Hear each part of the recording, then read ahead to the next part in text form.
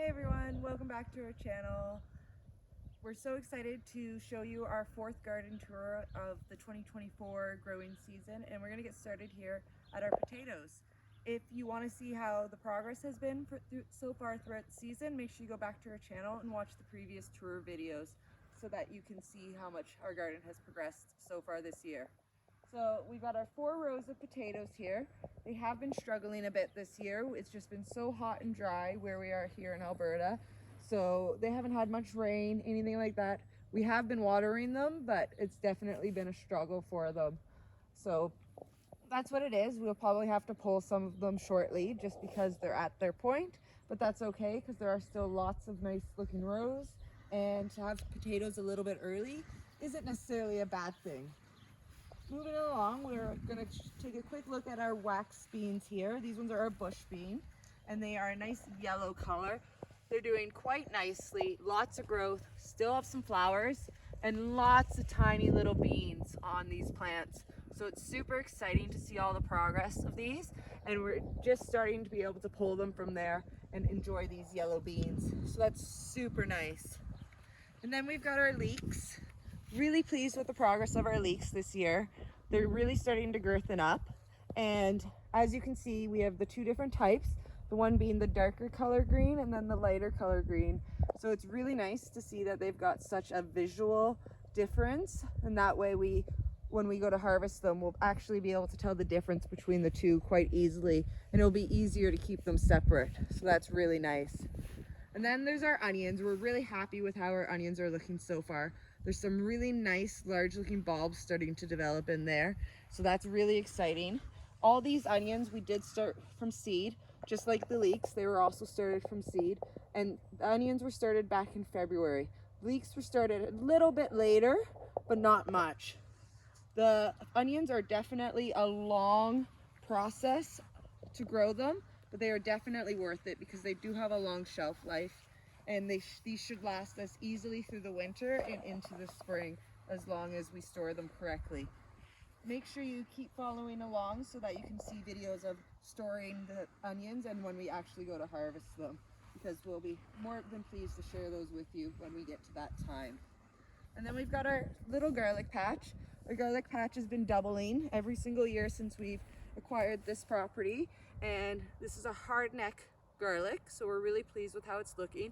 It's almost at the point that it's ready to harvest. Last year we harvested them towards the end of August, and I think it will be pretty similar, but our bottom leaves have pretty much died off now, and that's the first sign you look for, and then you need at least the second leaf to kind of die off a bit, and then your garlic is at its full potential. So really excited to see what size bulbs we've got in there. The individual bulbs that we planted were quite large in size, so I'm hoping that we get quite large bulbs in return from that. So fingers crossed, and I can't wait to show you guys how that looks when the time comes for us to pull those. And then just in between the garlic here, we've got a little bit of celery. All this celery was also started from seed back in March, and these ones here are individual plants. So we have some other celery in the garden that you'll get to see in a bit that is much larger looking, but it was 2 or 3 little plants mixed together to make the clump. So it's going to be nice that we've got 2 different kind of stages of progress with our celery, and we'll be able to start harvesting the one before the other. So really excited about that, and can't wait to start picking those pieces of celery off there. And then we've got a lovely looking carrot patch. We've begun harvesting carrots from here, and not just for the dogs, for ourselves now too. So that's really good. They're growing really, really well, and I am going to be uploading a video on carrots shortly, so make sure you watch out for that video and have your notifications on so that you can see the difference in between the colored carrots and the orange carrots, because I show you an easy way to tell the difference. And then right at the front, we've got our little rogue marigold. That one self-seeded itself, so he gets to stay because he's put in all that effort, and extra flowers in the garden isn't a bad thing. You want to make sure your garden's nice and pretty looking so that you want to come out here, and the pollinators also want to come out here. And then just in behind the carrots, we've got our really nice big looking tomato plants. They're getting quite large. They were kind of our leftover tomato plants, and they've got lots of tomatoes on them, So they got a home, and we can't wait to start pulling those tomatoes as well. And then just beside those is our celery that I was just talking about, the ones that were planted for 3 to 4 plants, so a couple seeds each one, and they're doing really good. Soon we're going to be able to harvest some nice looking pieces of celery here, so I'm really excited about that. And then just behind the celery there is our cucumbers. We're getting them to grow up. They're really starting to catch on to what we're trying to tell them, and we've got some really nice little cucumbers developing on our cucumber plants there, so that is super exciting. And then we've got a strawberry patch that's got lots of growth right now. We've got lots of runners coming off, so that's exciting because we're going to be able to extend this strawberry patch a lot quicker than our previous section of the strawberry patch has been. These are our more native strawberries to where we are, so they definitely do a little bit better and have a bit stronger of a genetic to be able to spread like this. And then there's our ever-bearing strawberries, and those are the patch that we started a couple years ago, and this patch is also starting to shoot out a couple runners, but as you can see, there's not nearly as many runners from it, so this patch has not extended nearly as quickly as those native strawberries that were just planted this spring. But the nice thing about these guys is you can see they're still in flower, and there is still strawberries developing on them, and I believe some ripe ones right in there as well. So these ones will give you a couple berries every few days all throughout the summer. So that's the nice thing about them, so that you can just have a nice little treat every once in a while. And then we're just going to step back over here to our raised gardens. In this first raised garden here, we've got some nice looking red beets. I had mentioned in a previous video that I wanted to pull these, and they weren't quite ready, but now they're starting to look like they are a bit girthier in size, so they'll be more prepared to be pulled. And then most of those will be pickled. I do like to keep some though for just roasting on the barbecue, because that's really good as well. And then we've got our pineapple sage here. This is one of the few plants that I actually purchased this year. It is very sweet smelling and delicious, and really pleased with how that's growing. Now some sages will grow back depending on what zone you are in. So this is part of the reason why it's in this section of the garden, because these are meant to be herbs that will grow back every year, or hopefully will grow back. So if it does grow back, it'll be in a happy spot. If not, we'll just be replacing it with a type of sage that will hopefully grow back in the future, so more of a perennial plant.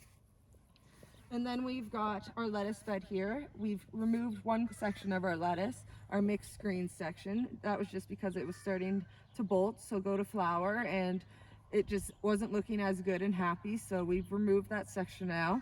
And now the rest of it is starting to look almost the same, starting to get a little bit leggy in spots, just a little bit full. So I've been trying to pull lettuce from here as often as possible. And it's just a lot of lettuce for a couple people, so it gets a little bit overwhelming. But this is why I kept it to a raised garden this year, so that it would be in one spot and nice and easy.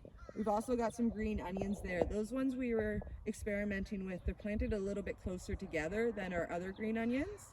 And I think because of all the lettuce around them, they haven't quite got as much sun. So they're not quite as big, but they are still doing well. So we're just waiting for those ones to get a little bit bigger. And like I mentioned with some of our other plants, it's nice to have them at slightly different stages. So these ones are just slightly behind the others, and there's nothing wrong with that. And then in the next little corner, we've got a couple more herbs. We've got some rosemary there, and then some oregano as well. That one there's the rosemary. That is the second plant that I bought this year, the only 2 herbs that I bought all year. All the rest were either grown from seed or came back on their own.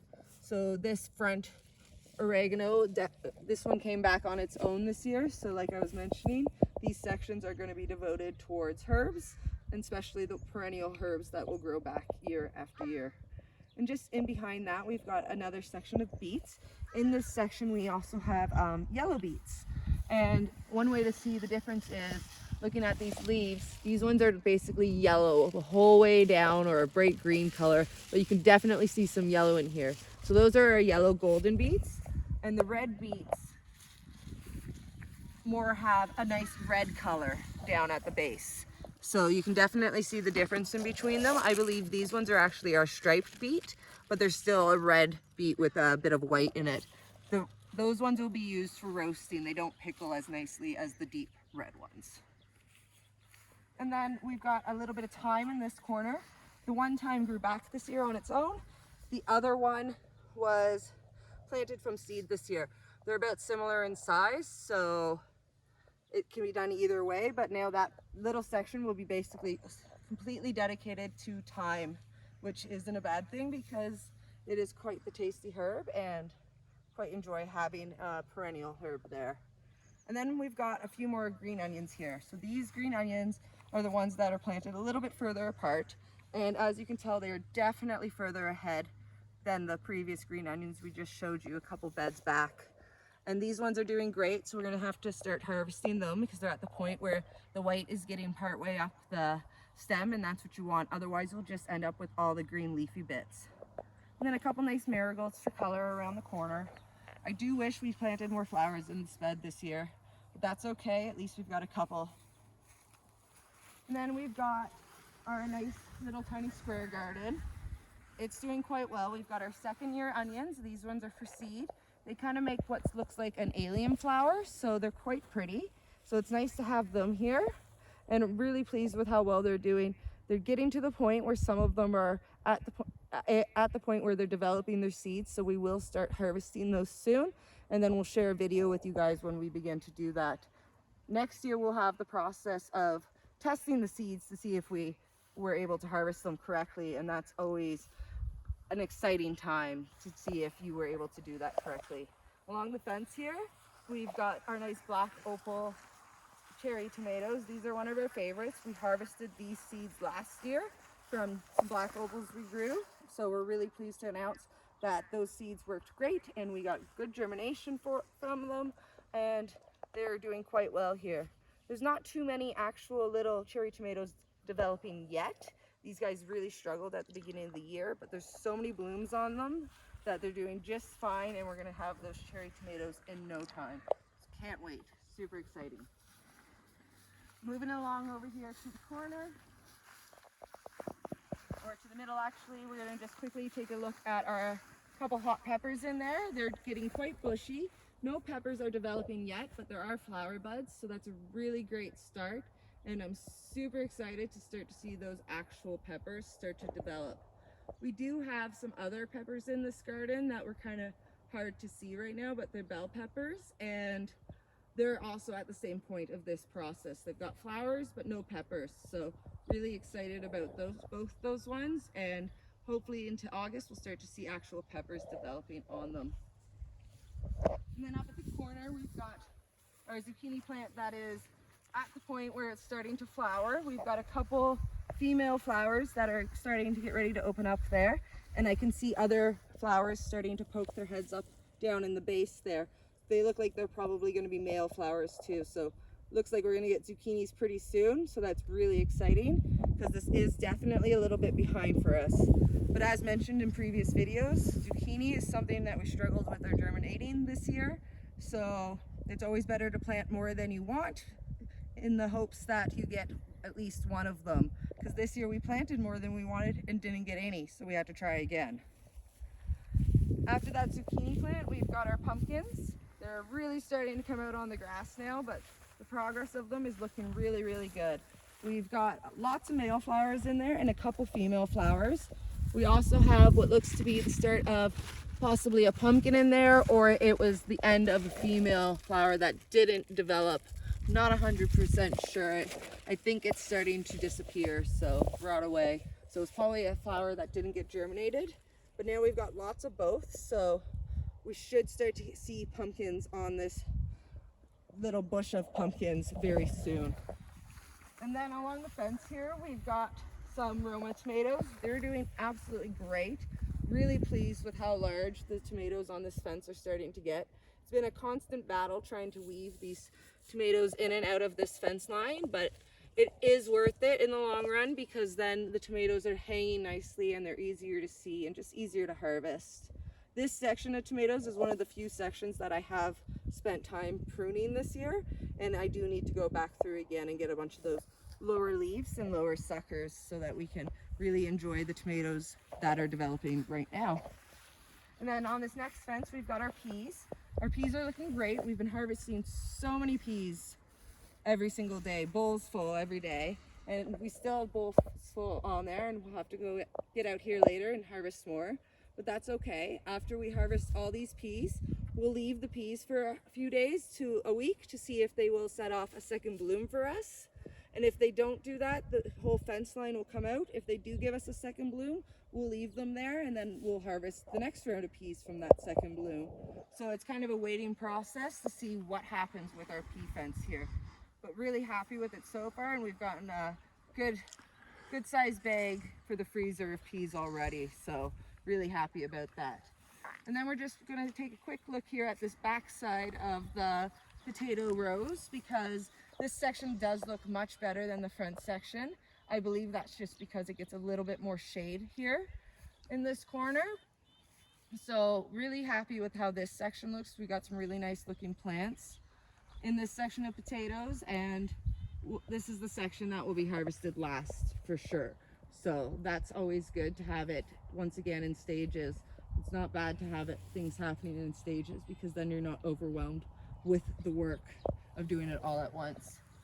And then we're at one of my favorite little corners of the garden, our round bean stand.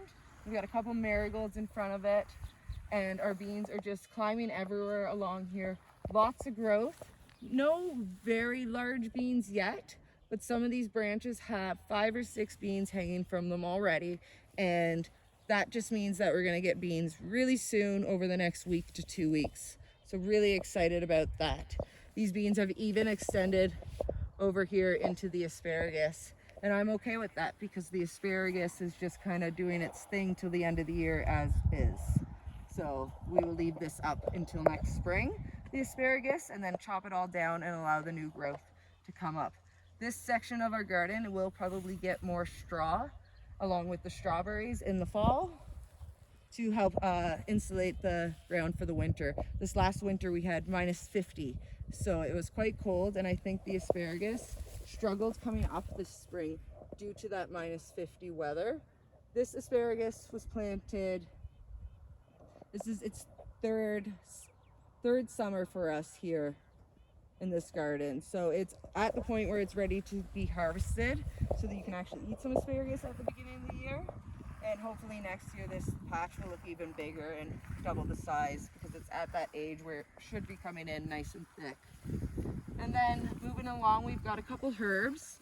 We've got some basil in there.